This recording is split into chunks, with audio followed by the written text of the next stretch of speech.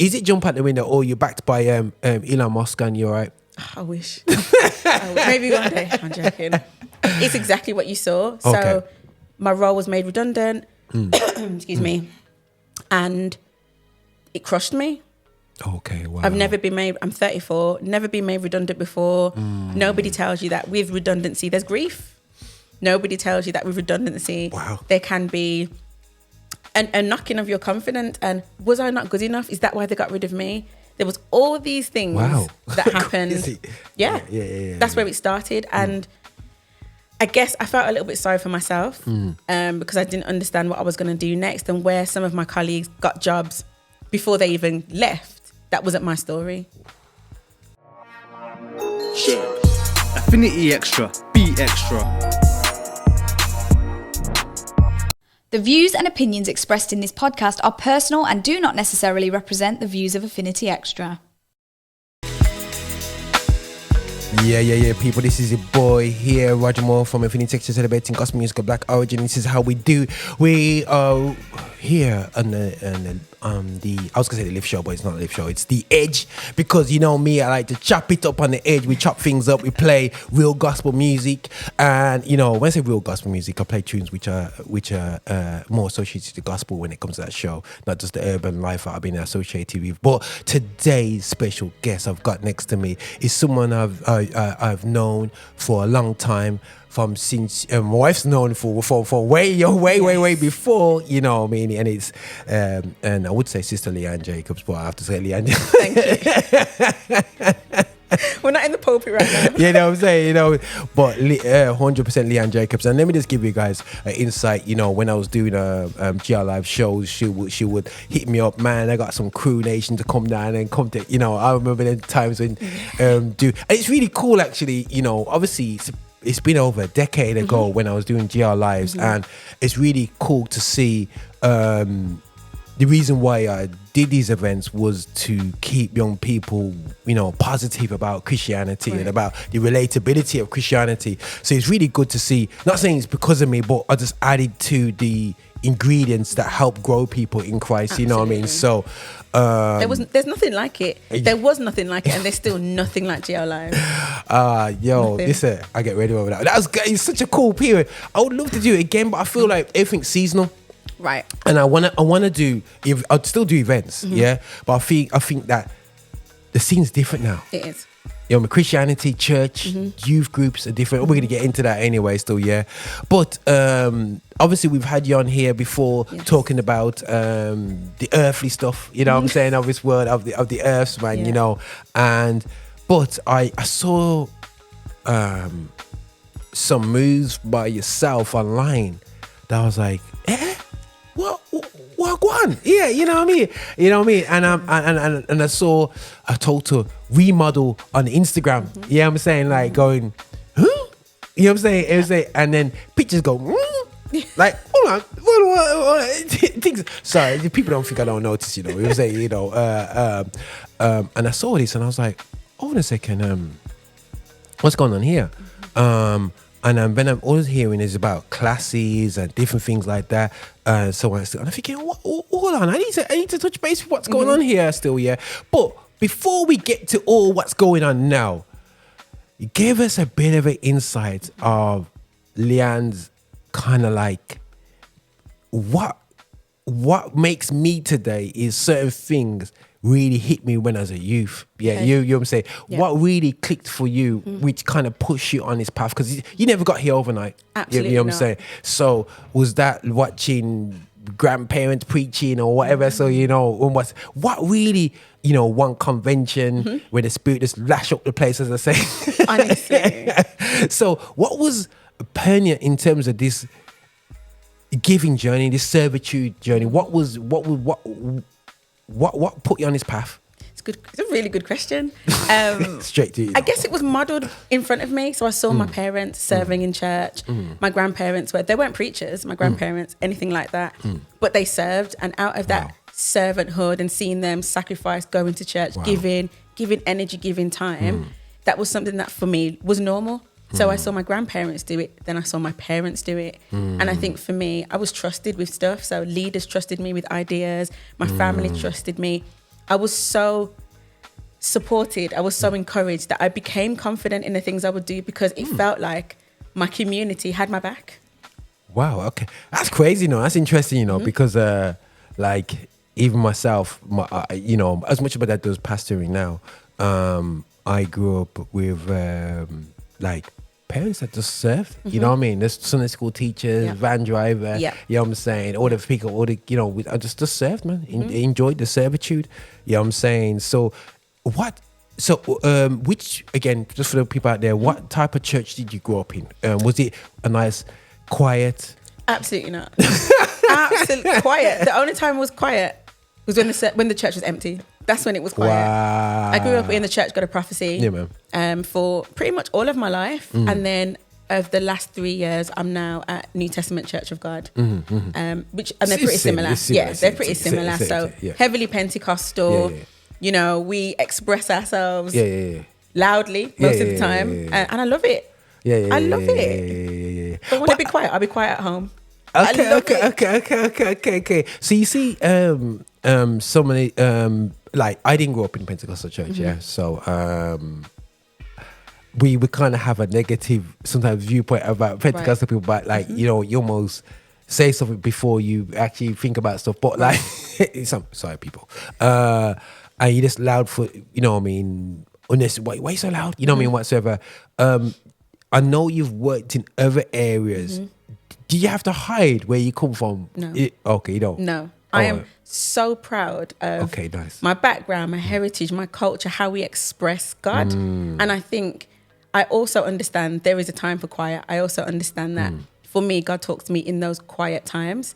However, when I come together with other believers and I think about what God's really done for me and where he's brought me from, I'm sorry, but I'm getting excited. I'm getting loud.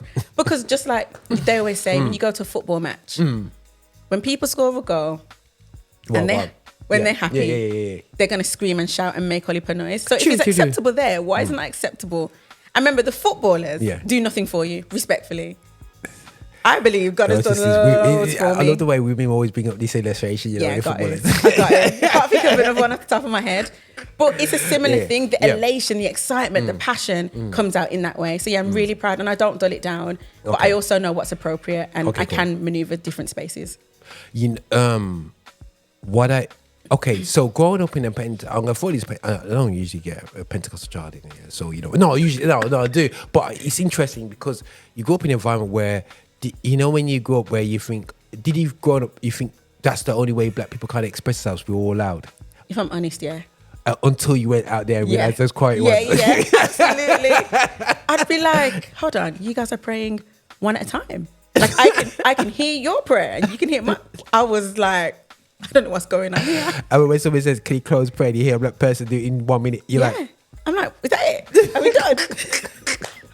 I'm used to that long prayer when you can dream, close your eyes, dream, think about dinner, wake up, the person's still praying. No, listen. It's when they quote the whole of Psalm. Well, when the Psalms start like that, you're thinking, brethren, we know the scripture already. Just pray. You know what I'm saying? But I love it. I must admit, I love. I love. It sounds kind of harsh when as much as I grew up in a church where you can drag it out, but you can't drag it out as such. I remember going to a church, a white-led church and stuff. And I just remember the preacher did my model prayer, man. He just said what he thought. I just came off the stage. I was like, bow, that's how I'm gonna start praying like that, man. Just say, yo, God, I'm feeling rotten right now still, just help us out, man. You know what I mean? And just guide everybody back home, man. Let's go. And those prayers are perfect. Yeah, no. Perfect. But we somehow make that 20 minutes. You know what I'm saying? You're like, anyway, so we're not doing no Dragon Ball Z here. But no, that's fantastic. But so at what period of did you decide to kind of mix outside of your Pentecostal circles? You know what I mean? And you already got this servitude attitude. Now, what will tend to happen is that you'll find that servitude. You speak to pastors, say, listen, I want to go Bible college. What's our Bible college? You know what I mean? Do I have to go to state? You know what I mean? There's that pathway. I know you didn't go that kind of way. No, I didn't. And why not? Do you know what? I just didn't have to at the time. So it's something I've been encouraged to do, like maybe since I've turned 30, like in my 30s, But in my 20s, I always worked in youth work.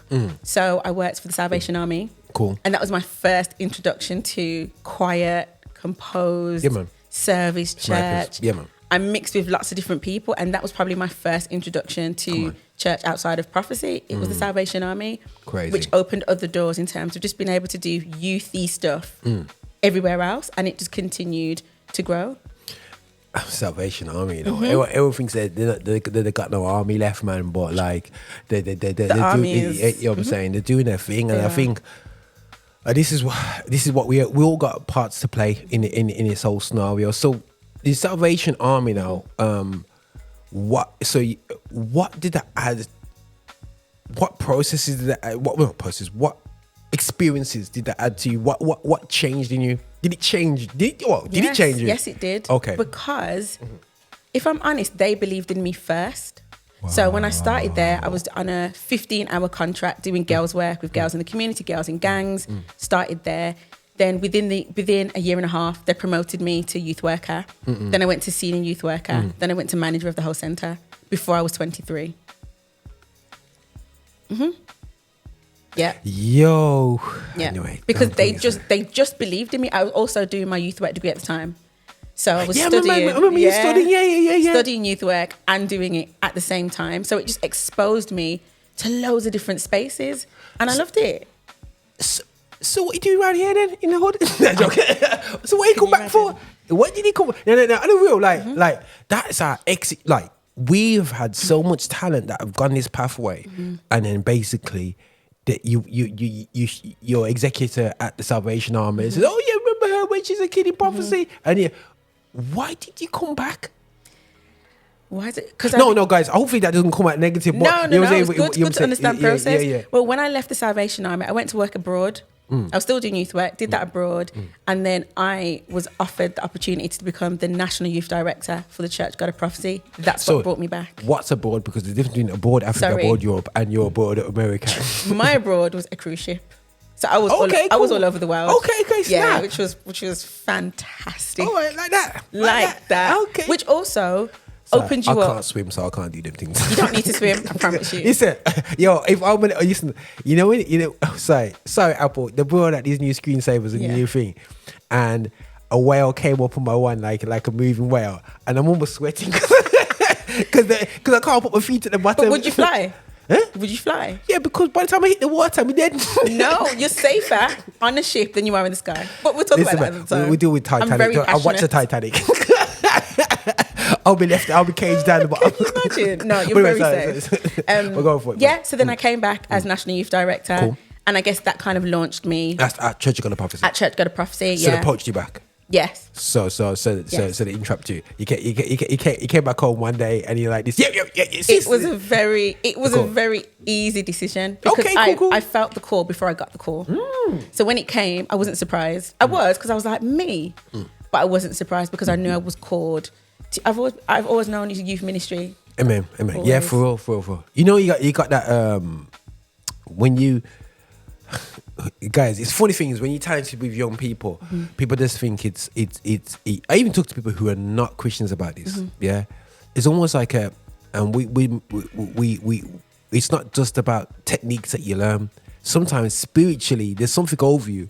You'll sit in a room and the kids all jump on you, and you're like this, and they was looking at you going, "The kids love you." You're going, I don't know why. You just want to yam through all the adults, and the kids sit in your laps, and you're thinking, brethren, like, I ain't done nothing. Yeah. But you got a vibe that just come to you. Yeah.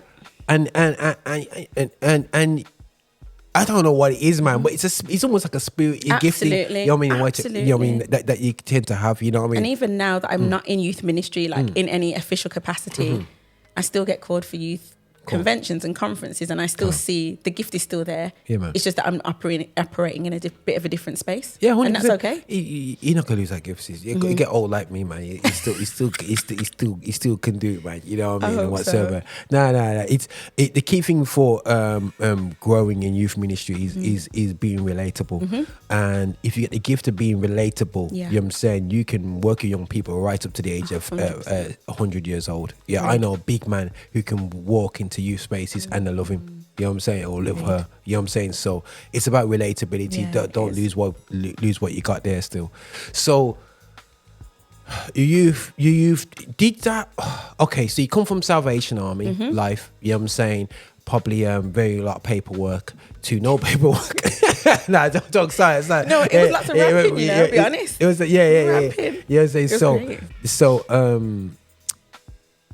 what were the key differences with the two spaces from a black, you know what I'm saying? What was because again, you gone from one extreme to the other. That's like, you know, having a fish fillet and then you go into KFC fillet burger, you know, the one that's with Zinger. Yeah, Zinger.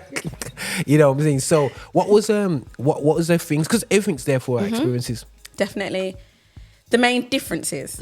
I was paid. And I said, I'm allowed to say that. I was paid. So when I was at the Salvation Army, I was paid to do a role. So even though I knew I was called to it, I was able to put all of my energy there because I didn't have to worry about where I was going to get my money from. Stick a pin there. She has just I know. dropped the bomb. Yeah, that's true. And that's one of my... Okay, right.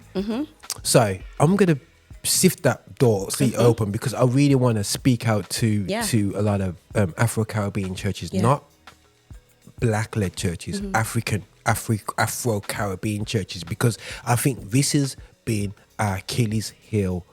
It full stop in our community. When it comes to finances in the black community, and we're not a monolithic mindset. Exactly. Yeah, that's one thing I do know. Yeah. And I learned this in my ministry, that in the African American and the African led churches, they have an understanding of finances and people need to be paid. They're not perfect. No. But there's something with the Afro-Caribbean churches, everybody volunteers apart from pastor. Now, if I look at church as a business, Yes. the future is my youth. So I will say I need to invest into my youth ministry and also the music ministry, is that people will come to church just because they love the worship. That's a fact. So unfortunately, I work in two fields where they're which is underappreciated. So I appreciate that for the past, goodness sake, I expose my age here. I'm almost 50 now, so I'm talking about from my early 20s. You know what I mean? I have never ever been paid by a black-led church to work with young people. Yeah. Ever. And you're talking about, for goodness sake, forget the calculator, man. You talk about, over 25 years. Yeah. And I've never been paid. You know what I'm saying? And that has coincided with the diminishing numbers in our churches. Absolutely. We had the opportunity to invest better and we didn't. Because we needed the money for the leaking roof that isn't leaking, but might leak one day. So we need to keep that money there. Wow, leaking roof. I got better excuses than leaking roof. More like leaking car dealer. You know the one that, I feel that, like, a lot of people see, I do believe as well, we came over here, Afro-Caribbean people never came over here to build churches. We came over here, and I respect the Windrush generation because they had to firefight their way to develop churches. Absolutely. Because they never came here to set up churches. So you can see that they never came here because the churches was not built for generational development. It was built to deal with a greenwash issue. So hence why I can go back to my old church where I grew up and I feel like it hasn't moved on. Right. Because it wasn't built to evolve. Right. We've evolved outside of church, but we come back into church to regress back into what we were doing.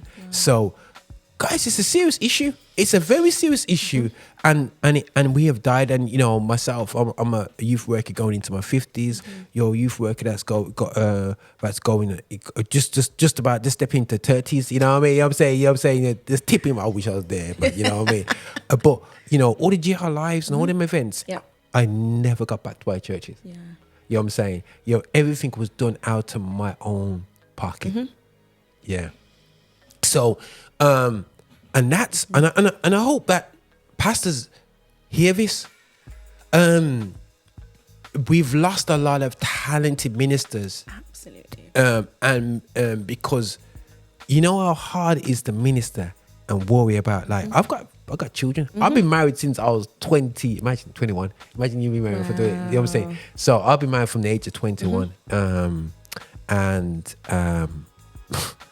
Crazy. You know what I'm saying? And you want to serve the community, but you never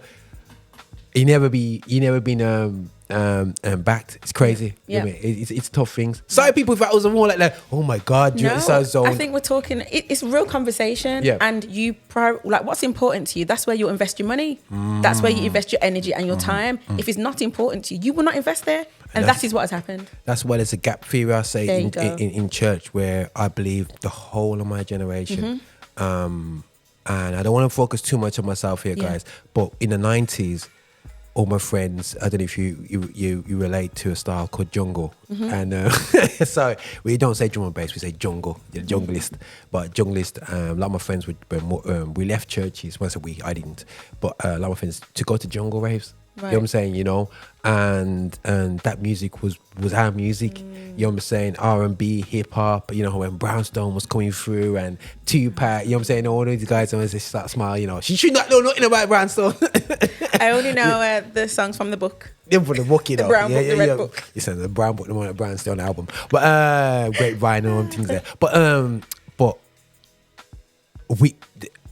the music in church was not relatable. Hence what gave me the passion to do my gospel for you, record it, and do drum and bass, my wife doing all the different styles of music we was doing and whatsoever. That's relatable to our generation. But then still we had never got backed. It's all like, what are you doing this for? What are you doing that for? What are you doing this? Shekinah back in the day with the sound systems. What are you doing this for? What are you doing that for? And never invested into it. And then ask yourself, how many people of my age group, black men, are in our black churches? That's in the late 40s, 50s. There's none of us. And people go, oh, what about me? But there's no church boys. If you read deep it, there's none of us church boys that grew up in church and still serving God, Christ. It's true. You know what I'm saying? If we do, we got a nice job over in Elam. Absolutely. It's just taking us away, man, you know. So tough times, man. And sis, you know, I appreciate the truth right there still, you know what I'm saying? I didn't think you'll go there. I thought you just nice that, but no, I have nothing. The truth is the truth. And I think, like being authentic and being honest about my life and my experience is going to hopefully help people. I do nothing by hiding the truth. It's a fact. I was a volunteer. And although I enjoyed both spaces have blessed me massively, opened massive doors for me. But that is a reality. The reality is that in one, I was still working 9 to 5 and doing a role. The other one, I was able to just focus solely on that role. And it's taught me a lot. It's unsustainable, man. Ultimately. Even as a single person, because I don't have a family like that, it doesn't mean that I wasn't stretched between all these different things. I was. No, 100%. You know, it's just absolutely, you know, crazy, but this is where we at, you know what I mean, or whatsoever. So, was there any other differences? Yes. that made it different. Yes. I guess the Salvation Army space taught me that young people can be involved at every level of the church. Okay. So you can have young people that are involved in missions, involved in the women's ministry, involved in all these different areas, whereas where I was serving in Church God of Prophecy, it wasn't brought to them in that way. But once it was brought, they were very open to it. So it was bringing, you know, some of my knowledge from one space into another just to help improve. But as I said, in prophecy, they were very open to suggestions and change and actually saying, young people, youth leaders should be on boards, should be on committees, should be seen, not just on Youth Sunday. Every service. Why is there not representation of young people in every service? So there was an openness that I really enjoyed about prophecy, but I did take a lot of my learning from the Salvation Army in terms of like order and structure and making sure that I, you know, as I'm overseeing a nation, understanding who are the youth leaders, what are they doing, what are they called to, am I training them? Because in the Salvation Army, you can't be a youth leader without having a youth work degree. Wow. I had one, so I was all right. But generally, we're just giving opportunities to people that are passionate with no training. but then you got to look at do a lot of people just believe in callings and which is fine, which is cool, but there's that preparation work, and I think that we're gonna take that serious. We got 100%. You got to be, you got to have some sort of training. I think it's important that that we do have that bar and do have spaces to develop in that bar. They do have apprenticeships that develop that within our churches, because people are naturally talented in that way. And not there, my experience of training within church, there was no opportunity for me when I was younger. There were opportunities, but that wasn't put around me because we weren't plugged into education like that. It's just do if you called, you know what I mean, and just find a job. As long as you got a good career, you can come in church and give church your 1 day a week. You know what I'm saying? And I've just felt like it's more than that. You know what I mean? 100%, man. 100% more than that. So what else did you know? Did you notice the differences apart from lunchtime's different? Can you imagine? Probably more structured. Salvation Army is quite formal. Okay. So they're officer. They call them officers. So they're pastors. They're leaders. Wear certain types of uniform. Of course. Very much recognized, very much honored and respected. And I liked that. And I think we do that in prophecy as well. It's more suits. Do you know what I mean? There's an attire that I liked, and that was quite similar. But I appreciate that in both spaces, there's a reverence for pastors, there's a respect for pastors, and I like that. Okay. What about accountability? Was there more or less accountability of you as a individual? Was there people checking on your spiritual more in one space or another, or was it a case of just go and do it, just left you to it, and nobody really looked at what your struggles, your strains? Was there any offline support? People that don't care about what you're delivering there, just care about you and your spiritual walk and life walk. In both spaces, but they presented themselves quite differently. So in Salvation Army space, it's like monthly reviews, it's check-ins, it's that kind of thing where it's noted down that on the 23rd of October, Leanne said she was tired.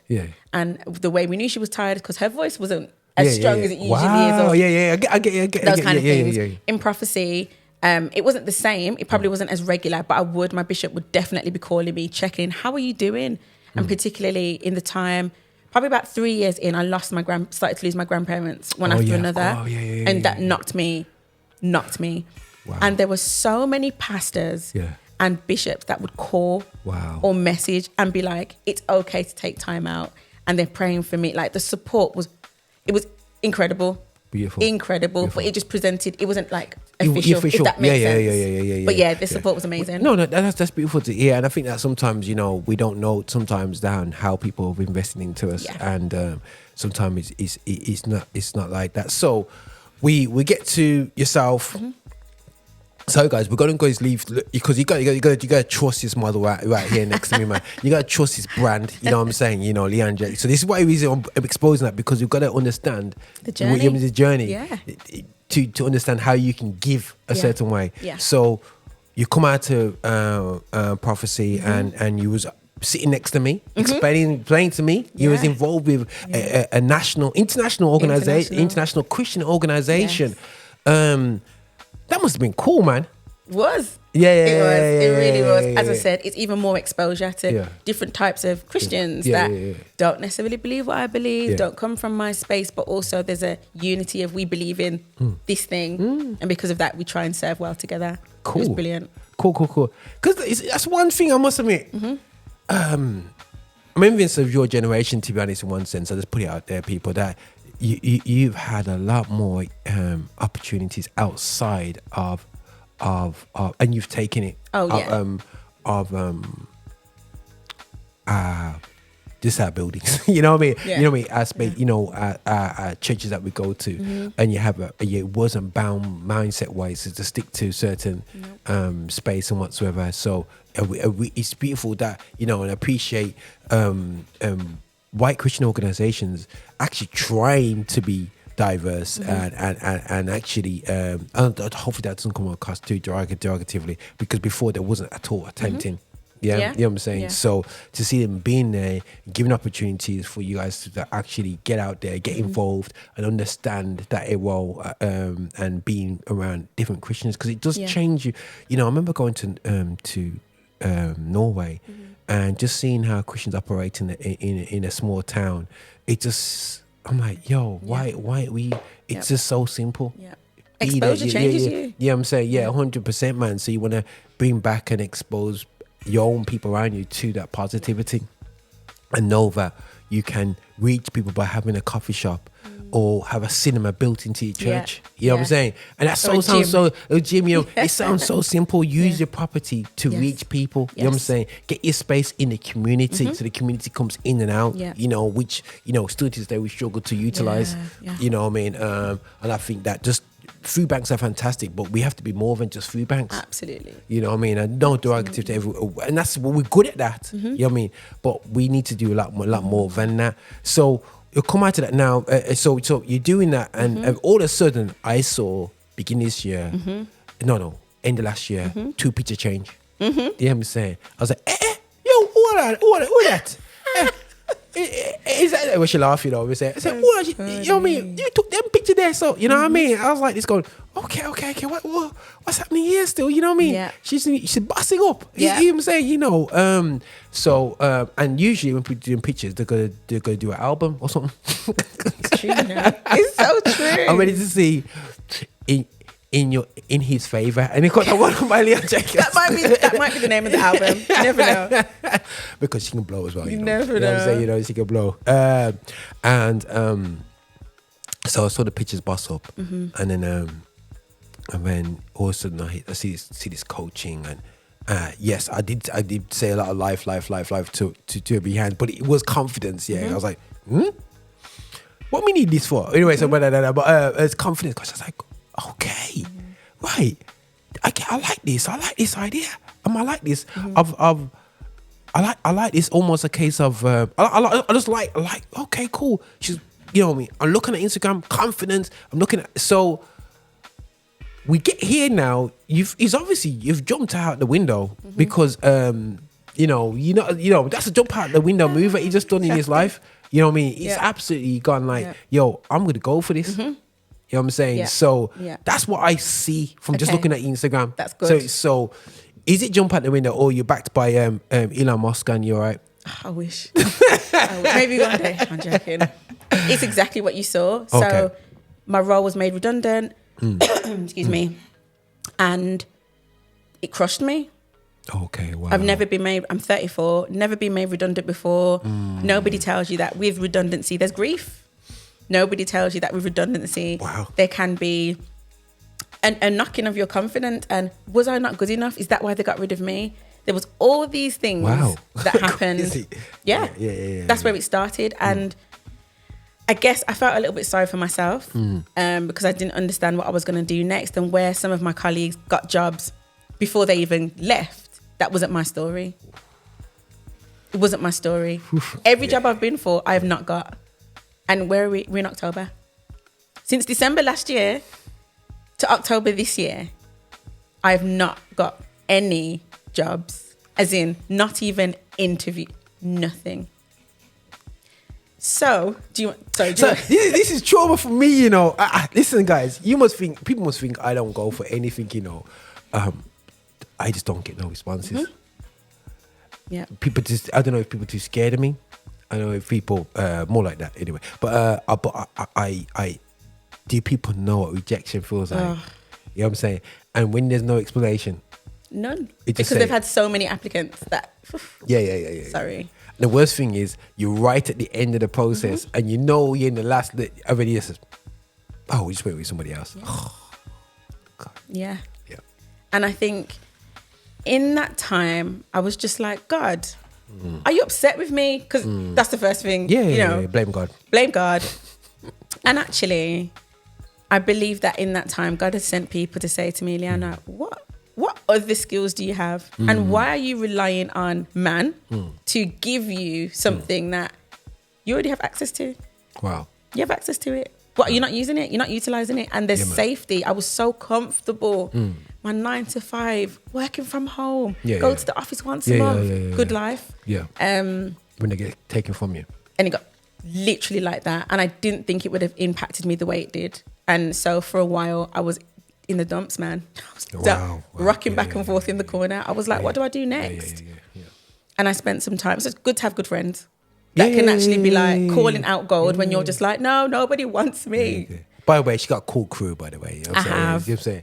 I know all the girlies there still, you know. But you say, now they're such a cool, you got a cool set of girls.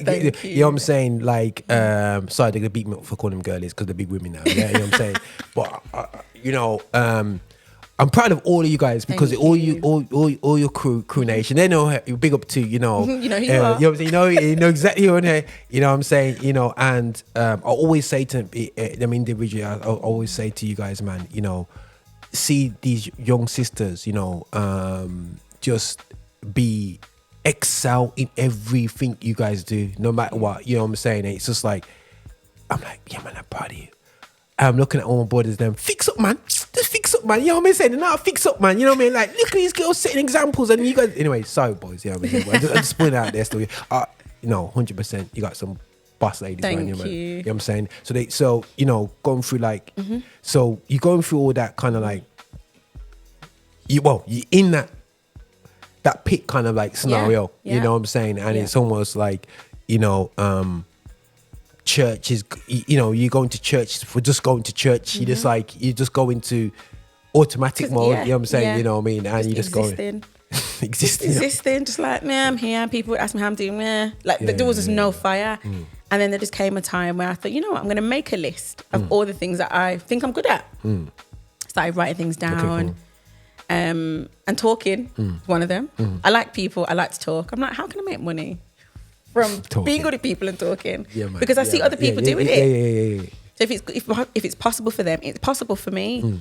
And I've always been fortunate enough and blessed enough to have speaking engagements, getting calls to go and speak at youth conferences, women's conference. This year I've done so many women's conferences. It's been incredible. Okay. And that has built my confidence. Because actually, without my 9 to 5, I have everything I need. Yeah. Sometimes even plus some. Yeah. I'm able to develop. I've written a course, my own course. I've been able to. It's sold out, and this is not to be boastful. Yeah. This is more to show people that even in those situations that seem absolutely dire, I believe all things are going to work out. I don't know how. It's uncomfortable, but it will work out for me. I sold out the course within 2 days. 2 days. See, that's what you being a boss lady, like, you know what I'm saying? No way. And that was just me making a decision to show up for myself and believing that as a woman of faith, God would just help me. Because I didn't put myself in this situation. So you're going to help me. And I just had every faith that it would work, and it did. So I got screw face, you know. So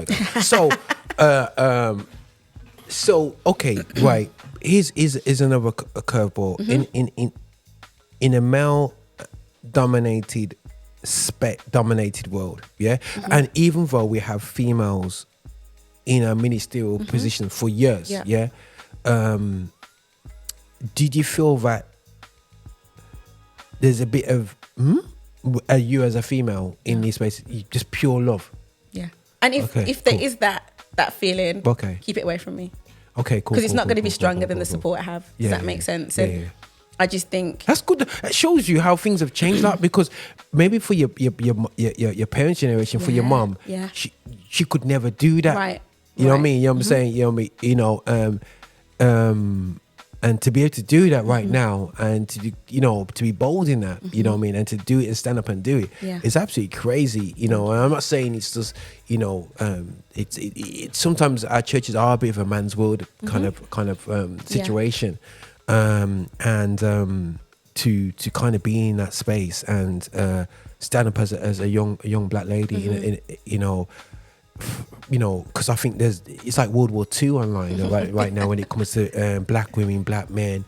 How do you navigate that space as well? Because because before, when doing a lot of stuff in church, you could just focus on what's happening in church. Yeah. Because social world has infected our belief systems in church now. So you've got, dare I say, the Black Lives Matter movements, and you people know me, I'm Pan-African, so don't worry about them things. So we love my people, them. But the thing is, you got that worldviews, you got different worldviews when it comes to the LGBTQ communities, how we move in the spaces. you got elections. How do we get involved in politics? My not very good friend Kemi taking her job, hopefully taking her job. You got all these different things that are bouncing into us. So before we go into these spaces, I know you're doing confident classes, but these things infect. And you got World War II be going on between black men and black women, literally slating each other online. And you got to be knowing that people are coming in with that baggage, because let's be real. I go on my Instagram and that influences me more than my pastor now. Right. You know what I mean? So how do you fight against algorithms in within a Christian context in a so-called meant to be pure, like you're meant to be just meeting up in a hotel to talk about Jesus Christ and how to be confident, but you've got algorithms that has infected people's belief systems in church. So people are not like going, whatever pastor says goes. You know what I mean? They are already infected already. True. You know what I'm saying? Yeah. So now people are justified in their mindset, in their unforgiveness. They're justified in their in their sin. You know what I'm saying? Because there's so many belief systems hit to them. You know what I'm saying? All day long. So how do you navigate that? I think there's a reality that you have to not embrace some of it, but in order to be relevant and in order to be able to use scripture to encourage people, because a lot of this stuff is, yes, we understand people are in sin and we understand people are caught up in whatever. How do we encourage them using the word to come out to see what it's like, the difference of what it is to be in Christ? So I don't run from it. There are days where, like a day like today, you're not going to find me on Instagram, because some days I just need to be quiet. You know what I mean? I need to be quiet. I need to be in the real world. However, to keep me relevant, it is good to see what is going on. It is good to be able that when I preach, I'm preaching relevance. I'm preaching the word, but understanding that people are experiencing this. People have seen this in the news this week, and it keeps you relevant. But I think things that are contrary, oppose the word of God, oppose the way we choose to live as believers. Those are the things you got to be questioning and praying about, and having conversation. There's nothing wrong in having a conversation about it. Nothing. But I feel like people are so scared. God forbid you mention LGBTQIA+. God forbid. But this is what's happening. There's people in our church. You want to talk about it, but we won't. So I use it as a point to connect with people. You know, people talk about these things, like these things never happen. Look, you know what I'm saying? Sis, I'm like, people talk about these things like this is new. This is brand new news. Like, let's be real. Like, it's not brand new news. It's just not. You know what I mean? Why are we? Listen, if the Bible talks about if God doesn't have to deal with it in Leviticus, you know what I mean? Yeah. You know what I mean? And forget Sodom and Gomorrah, but Leviticus. Yeah. If God's dealing with culture, the disciples are dealing with culture years after Christ gone. You know what I mean? When they got the Greeks and the Hebrew women having to sort that out and getting literally deacons in charge that understand each other's cultures. Yeah. If people are dealing with these facets from the Bible, why do we think that this is something new? Exactly. You know what I'm saying? This is what we're dealing with now. And I think that it's not awkward. It's one of the ones where, when people always come and say, listen, right, there's no colour in the church, there's no this, there's no that. I think he just playing the fool's gold here. Yeah. You know what I'm saying? Yeah.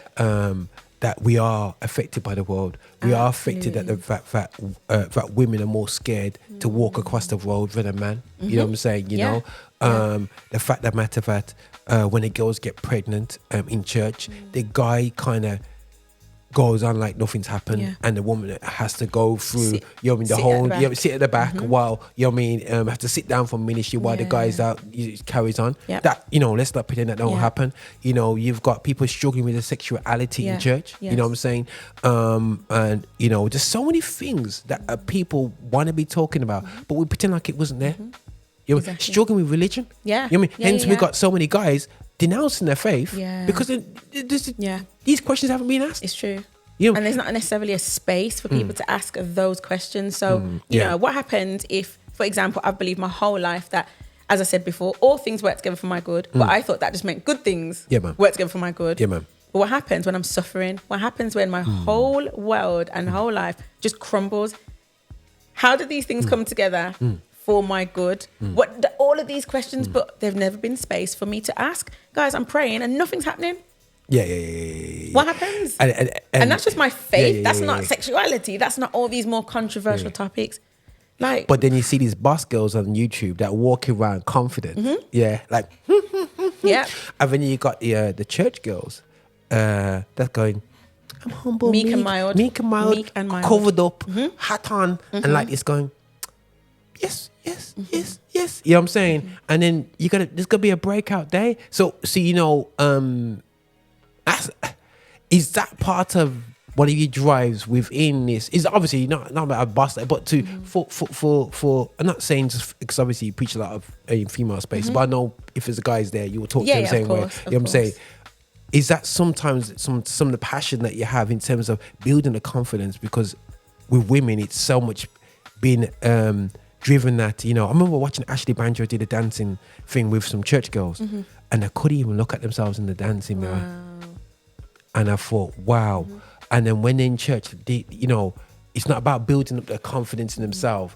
It's about them just keep quiet, hat on, cover. Yeah. It's that kind of approach, you know what I'm saying? Is that the sort of confidence you're trying to bring out to people? In your confidence, it's always a different type of confidence. It's confidence in every area, because there are just some things that can permeate all other areas. So for me, it's not even about me bossing up. It looks like I'm bossing up, but it's me just taking charge with Christ of my life.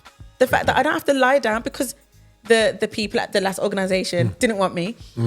It's not that they didn't want me, but because that didn't work out. Do I just lie down and let life just roll over me? No, because I believe that I have a calling outside of any job that any man can give me. So actually, I can create my own job. Come on. I can create my own wealth. I can trust that, people like yourself, other people that would just say, Lee, come and do this. Come and let you allow me to be on your platform. This helps me to be more seen, more known. And as I take those steps, I bring people with me. Yeah, man. And I encourage other people. If I can do this in a place where I've had no money, no work, like everything that's come, it's just God. It's just a miracle. Come on.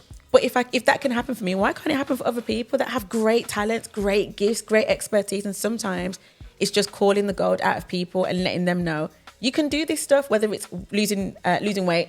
So I've got a client who all she wanted was accountability to help her lose weight. Cool. I've got another client wanted to get a job. Now that was triggering, because I'm like, how can I help you get a job? And right now, she got a job. She lost the weight. She got a job. Like, there's all these different people that just need to be encouraged. And essentially, my confidence classes and my coaching is based on encouraging people with what they already have. And you know what's interesting? I got friends who do Tony Robbins and all these guys out here still. Yeah, you know what I'm saying? Before we say we're not going next Tony Robbins. But the thing is, I listen to the principles and I'm thinking, what can I say? They're Bible principles. Thank you. So we know it already. Thank you.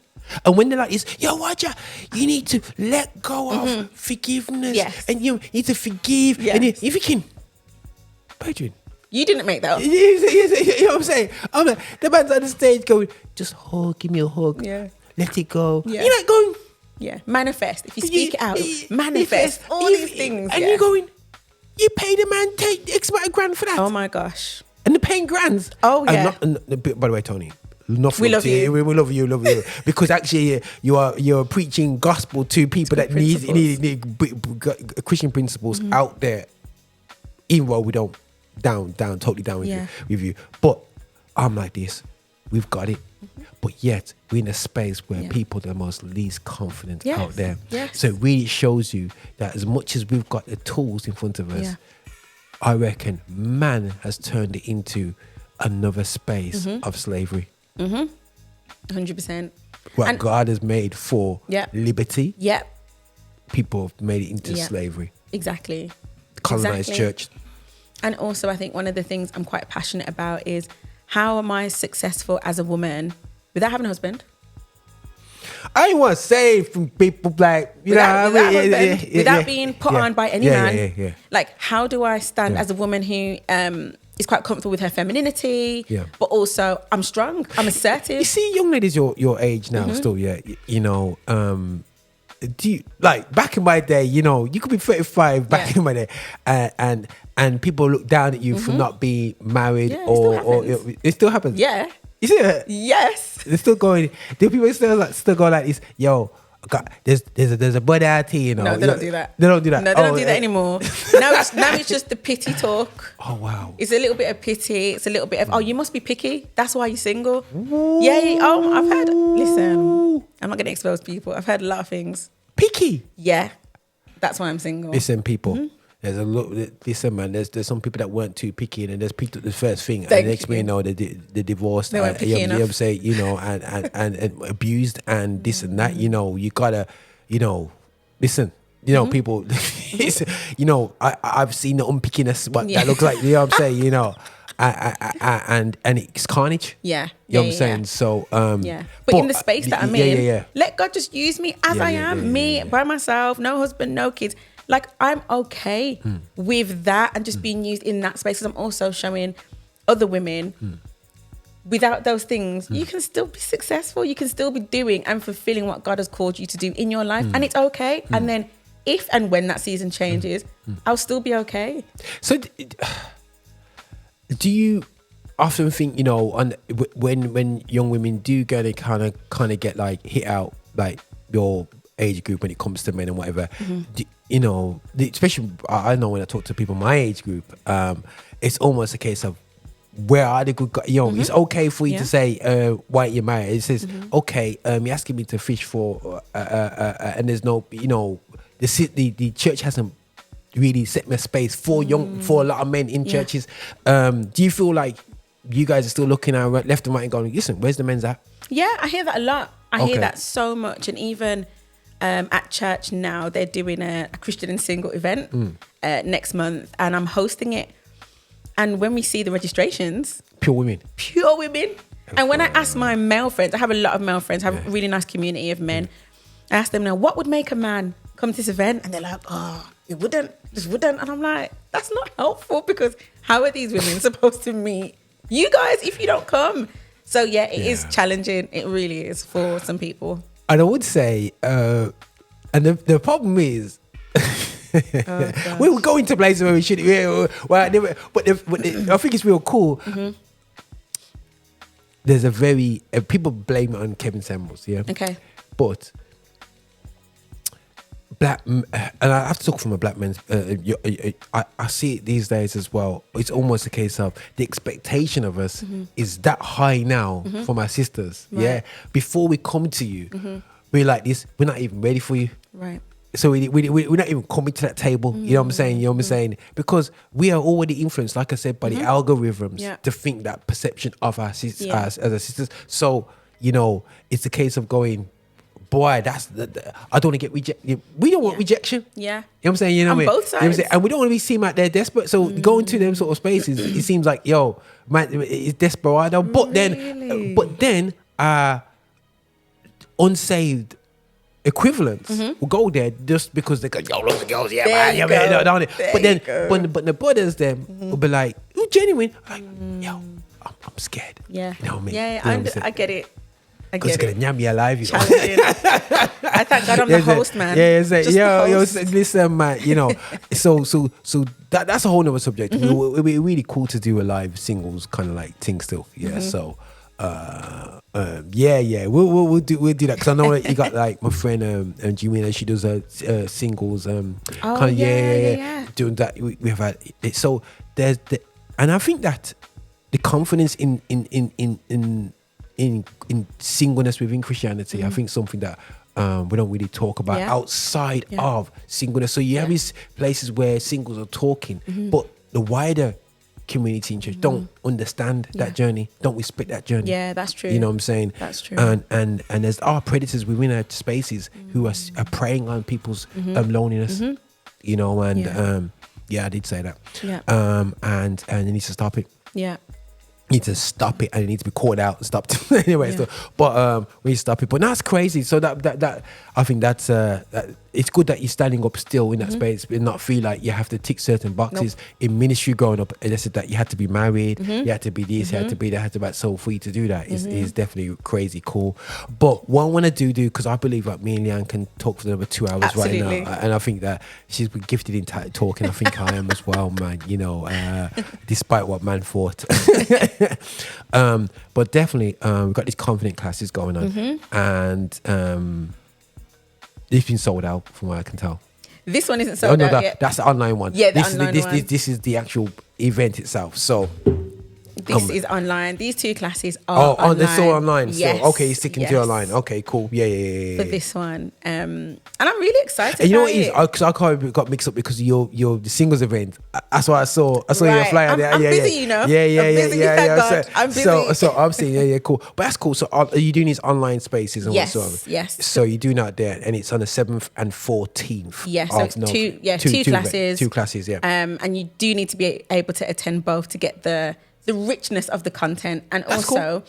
It's a community, so you need time to be able to mingle with people and get the support from other people. So I'm really excited about it. I can't wait. You're bossing up, man. Yo. And you know, it makes me smile, guys, because I feel like we don't do these kind of developed communities in this way. I see other American people, you know, they do a lot of this and whatsoever, and I think that, you know, there is 100% space. Is the feedback been good about this online one? Yeah, cool. The feedback, and you know, I don't even know how to present it, because you know, you want to be humble, but I also want to tell people I'm good.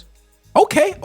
I'm good. I'm a good coach. I'm good with people. I'm good with bringing people into a space and getting a result. And so that's what I love about these classes, is that I see people leave, and the confidence, the boost people get when you've been told an idea that maybe you're doubting is a brilliant idea, and you get an action plan on how you can execute the idea. You're winning. Who's the target audience? Good question. Women. Okay, cool. Yeah, even though I've had men attend in person, of course, my target audience, people that respond to me, women, range of ages, probably from the age of 18. Okay, up to what age? Up to, one of my clients is early 50s. Okay. Is it predominantly women of colour or just a mix? It's a mix, which is beautiful, because my content isn't faith-based. Cool. Although I'm a woman of faith and that influences what I do, it's not faith-based. So anybody can attend, because it's about your life and the things that you want to achieve and build on, essentially. Cool. So you're not even judging their life. It's not about their lives. No. Okay, cool. It's about, you know, putting principles into them. Absolutely. Wow. So it's November's past and people are listening to this conversation and go, okay, cool, the event's gone. So where do I go? How do I connect with you? What's your services? Because you talked about clients. So I'm like, oh my gosh, that means I can message you on Instagram and be one of your clients. Yeah. Absolutely. So I do one-to-one coaching. That's probably what I do more day-to-day, which I really enjoy. If you want more of an intensive of course. That's the best thing to do. So you can find me on Instagram. You can find me on TikTok at Lian R Jacobs. You can email me at info@liannrjacobs.com. Crazy. And any inquiries you have, just send me an email. I'm pretty flexible. Man, our people are stepping up, my guys. Our people are stepping up. So do you feel that if you got a job offer from a company, are you at a stage of your life now where you go, listen, guys, I'm going to do my things now? Depends what the job is and depends how flexible I can make it. Okay, cool. I think everything's worth the conversations. If I could negotiate, I would try and negotiate. And if they can't accommodate me, I'm probably saying no. So this pathway is the pathway for Leanne? I believe so. 100%. I believe so. So help me God. She's No. Sis, I think when you do stuff, guys, I think you gotta make a choice. I've had to make choices to go grit my teeth. Because the easy solution is to quickly step out. And I see too often a lot of ministers who could have stepped out. And try to do it when they're in the 60s. When they're retired. And you're like, bro, you can't rap at the age of 65 on the stage. You can't, you know, your voice is it's praise and worship now. It's praise and worship services. You know what I mean? You haven't done vocal warm-ups for a long time, I can tell. You know what I mean? You know, and they tried to regain what they had the talent in their 20s and they tried to regain it in their when they come to retirement. They got their little pension in place and they do it. And as much as we love you doing it, but we need people to have the confidence, as we talk about, and the faith in God that what He has for you to step out, man. Absolutely. And that's what we'll bring for the next generation, man. Yeah. Oh, Amen. crazy. Anything else you want to tell people about yourself, or you got some other side hustles? You got own about 5 hair shops or whatever. So like, do you know what the dream is? To have salon. It is to have goodness, certain places where women. Crazy, You said it, but you thought I was joking. It's to have spaces where women can congregate. So whether that is the salon, whether that is a church hub, like whatever space, I want to create spaces where women can gather, gain confidence, and create community. I don't know what that looks like, but I'm excited for the journey. Crazy. We'll talk, man. Just me. But listen, guys, you're on Affinity Extra. We just had a fantastic conversation with Lian Jacobs, Lian R Jacobs. Do check her out on all social media platforms. And if you want to find out more, please, guys, do hit her up. Any questions you have, anything you want to say, do comment. We'll check it out afterwards and whatsoever. And watch his space, man. And yeah, man, I feel more confident now, man. I'm more happy. See, I man. told you I'm good. Yeah, man. She's like, listen, it puts a smile on my face, man. I'm happy now, man. I'm on a good vibes, man. But it's absolutely fantastic to see almost the next generation doing an amazing thing. And I really want to encourage anybody out there who's thinking about it is to not just do it, but there's myself, there's Leanne out here who we're both happy to talk, to walk this journey you've said that you want to bring through. Yeah. You know what I'm saying? And I think that's what we're going to be doing, man. So we are children of not pastors, but actually servants of the church. I think that the real people, the pawns of the church almost. You know what I mean? That keep the lights going. Yeah, that keep, you know what I mean, saying, absolutely. that does the parts that nobody else wants to do, the untold work in churches, and just do it with a smile. Yeah. You know what I mean? And that every members meeting, that every prayer meeting, that every choir Bible rehearsal, study. you know what I'm saying? Bible studies, they're there and they're opening up there, something's happening, they'll leave work at lunch and they go to church and then come back. And this is the environment we grew up in. Yeah. You know what I'm saying? So serving our communities is what we're seeing. You know what I mean? 100%, man. So listen, thanks for coming on here. Thank you for having me. You know me. what I'm saying? No. We've got to hopefully see more on this platform. People, please pray for me as me talk to her. Yeah? Listen, guys, nothing but love. This is Roger Moore here, and I think extra alongside the lovely Lian R Jacobs. Blessings. Hey, this is your bishop from Rock Solid. Thank you so much for watching us on YouTube. Thank you so much for clicking and subscribing and also sending these videos to other people as well. We are so hungry to get your support. So remember, check us out on our website, and also check us out on Insta, and wherever you want to find us on Spotify. You can play us all day as well. And just make sure that you are supporting this channel, that we are developing our agenda towards music of Black origin, and that is gospel music with a message. So please walk with us on this journey. Bye now.